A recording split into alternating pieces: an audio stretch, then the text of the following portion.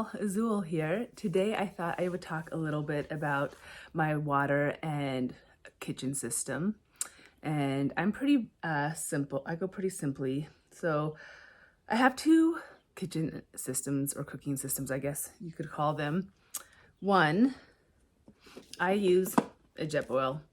I've had it for a very long time, and rather than get a new stove or pocket rocket, I just decided to go with my Jetboil.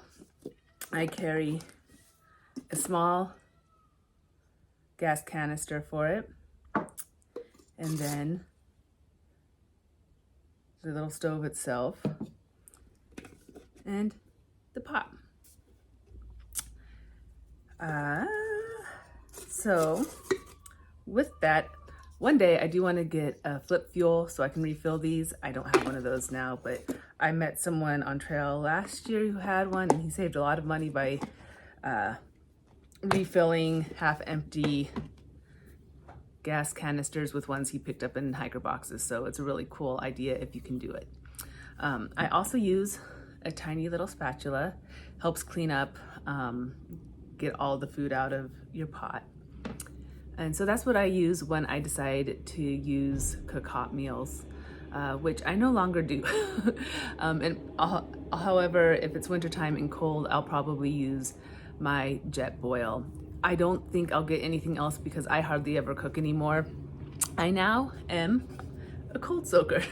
It's funny, I had never thought in a million years I would cold soak. When I go on weekend trips and when I started out backpacking, and honestly, I still really love to cook on trail, doing pizzas and cinnamon rolls. It's so fun, but I save that now for short trips. On my through hikes, I don't know if it's because I'm lazy.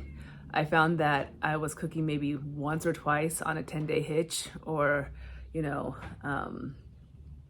once on a 5-day hitch, and I was like, why am I carrying a stove if I'm hardly using it? So on the PCT, I got rid of my stove in Quincy and just went to cold soaking. I got this container. I think it had protein powder in it at one time. It's empty. It's nice. It screws on really well. One nice thing about it is I have found with peanut butter jars that have like lips in them, they're really, really hard to clean. So the straight edge is really nice because it's easier to clean and get all the food out that you want to. So I decided to put some stickers on it to personalize it. I need more stickers. And then I use, again, my spatula to clean out. Sometimes I take this, sometimes I don't. Sometimes I just use my spoon. So yeah, I am now surprisingly a cold soaker, and I love it.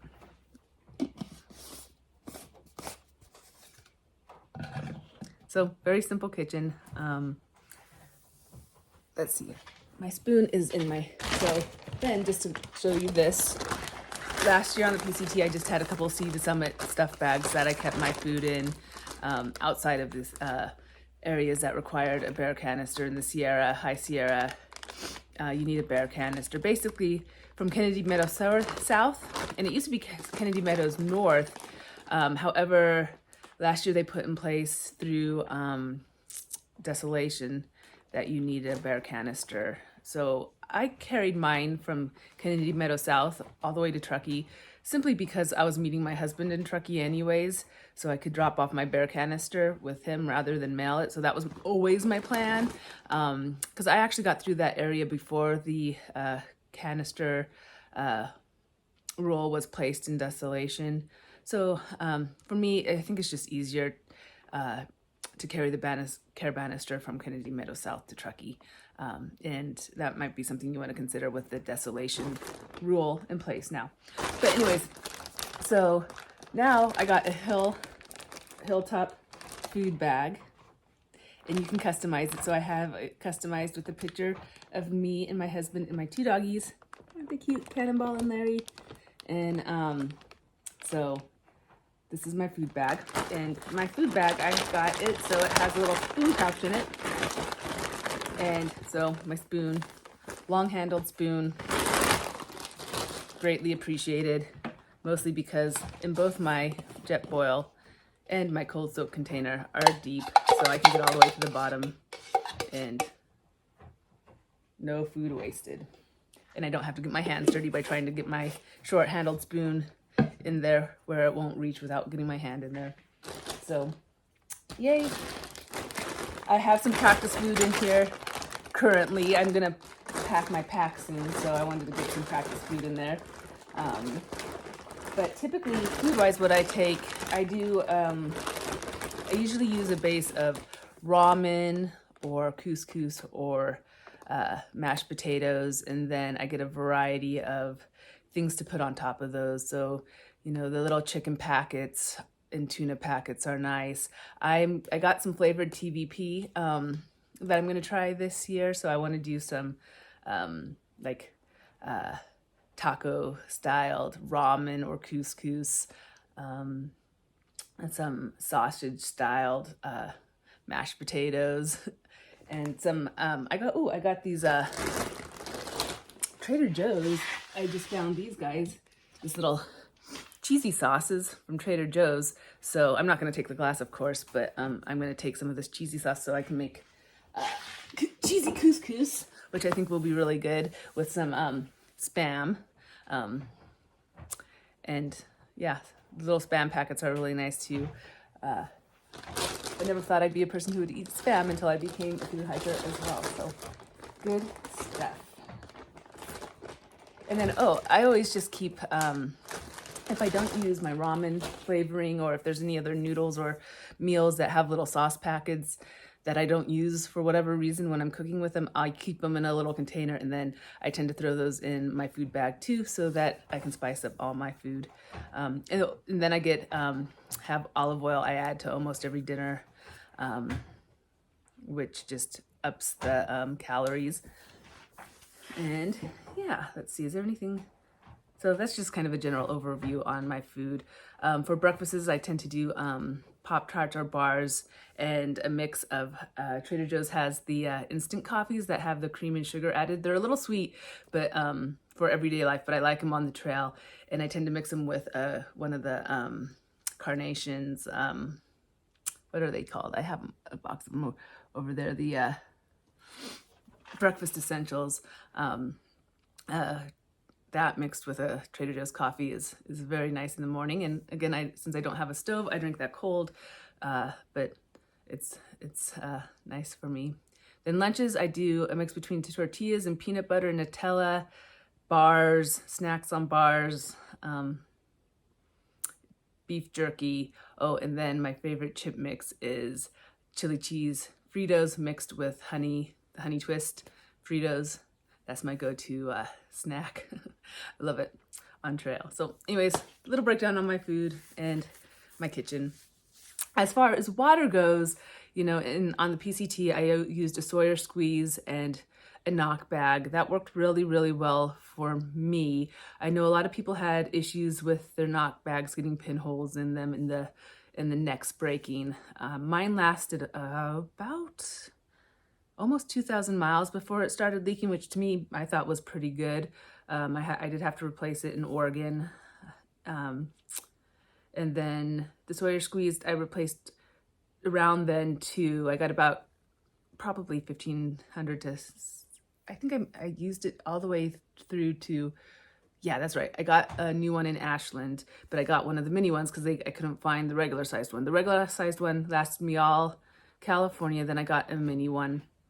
And I did not like the mini one. It lasted me till the end, but it was a pain in the butt and not fun to use towards the end.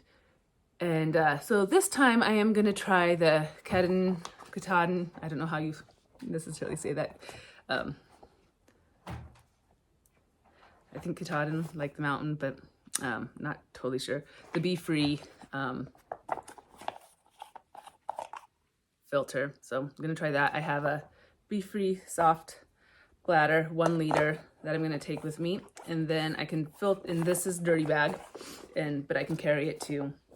And then I have, for right now, I might change this up. I might get a 1.5 liter smart water bottle, Life Water. One of these skinny 1 liter bottles is nice. And then I also have one of the smaller bottles. This is what I make my coffee and my electrolyte drinks and things like that. I use the little smaller bottle with the sport cap on it is nice. But be careful because these will break. And if they break and you don't have a backup lid, it can be kind of a pain in the butt. So these are usually I'll have 2 of these and 1 of these, and that does me fine. But I know Arizona Trail has some big water carry, so I might readjust that a little bit. But between this is 2.5 liters I can carry on me. And then I have the another knock bag that will fit the BeFree water filter in it. The knock bags come in 2 sizes, one to fit the Sawyer squeezes, and that's what actually I can show you. I have the other one sitting right here. This is my old one. This fit my Sawyer squeeze. And in the Sawyer squeeze, you put on, and the filter's up here on the outside. On the BeFree, you twist it on and the filter goes inside. So you can see the size difference. So be sure if you order a knock bag to get the right size for the filter you're planning on using. Let's see, this just ties on there. And this is 2 liters. So I don't plan on ever carrying water in this. However, if there is a long water carry and I don't feel like I have enough carrying bottles between whatever I end up taking with me, I will carry water in this, but I hope not to do that. And then I don't know if this is going to work or not. This is just something I'm going to try. I heard on the Arizona Trail you have to filter lots of mucky water. So I got this little silicone net thing. It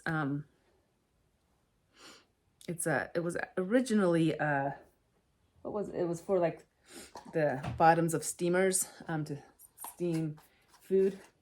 And what I plan on doing, at least attempting, and I might get rid of it, who knows, it might not work, is, when I fill my knock bag, the knock bag's open on the bottom, twist it on the top, it makes it easy to scoop water. And that's why I love knock bags, it makes it easy to get water. So I plan on sticking this kind of in here, scooping water, so I can get keep big sediment from getting in my knock bag, and hopefully keep the life of my water filter last a little longer. So yeah, that's my water plan, my food plan. I do have a little bear hang kit. I don't think I'll need it in Arizona, or be able to really to use it in the Arizona Trail. I'm not sure how the bear hangs are there, but I might throw it in just in case.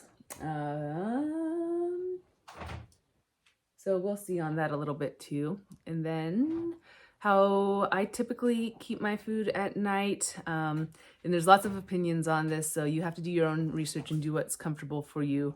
I was pretty nervous about it starting on the PCT. I never had any issues. What I would do is I would keep my food in freezer Ziploc bags in my stuffed sacks, and I would keep it not in my tent, but under my vestibule right next to me so I could hear anything. And I guess I sleep light enough that I typically wake up if I hear something. There was only a couple of times I heard something that I thought was getting into my food bags, but I never found holes. Nothing ever got into my food. No issues with bears. And maybe that's just luck, but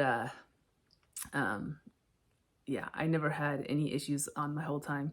There was one, actually, that's a lie. There was one time I had a little I forgot to put my beef jerky back into the big freezer Ziploc and then into my stuffed sack. It was just sitting out on my little tarp next to my food bag. I just somehow missed it. And that night, a little rodent ate a couple pieces of you can see the little teeth marks on the couple pieces of my beef jerky. But that was the only time, and it was when I forgot to put it in the freezer Ziploc. So that is the plan I'll use most likely on the AZT as well. But again, Yeah, do what makes you feel comfortable. A lot of people will carry their bear canister with them the whole time. I shouldn't say a lot, but some people do. That way you just know your food is safe, and it doubles as a chair, which is nice too. So that is it, I think. Let me see. Yeah. Yep, food and water plan. And then I'll be going over my first aid and hygiene here shortly too. Have a great day.